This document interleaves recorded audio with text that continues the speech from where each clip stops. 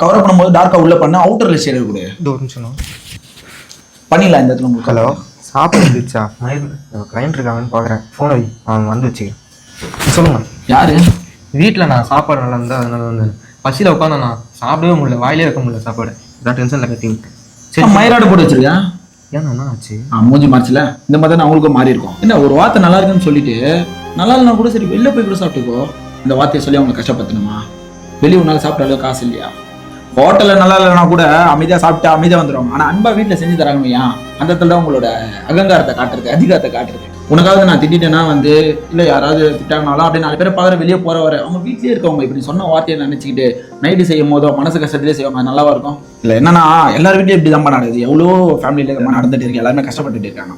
இதை யார் கரெக்டாக மிஸ் பண்ணுவாங்க தெரியுமா? வீட்டை விட்டு வேற நாட்டுக்கோ வேற ஊருக்கோ போய் வேலை செஞ்சுட்டு ஒரு வாய் வீட்டில் சாப்பிட மாட்டோமான்னு ஏங்குவானுங்களே, அவங்களுக்கு தெரியும்.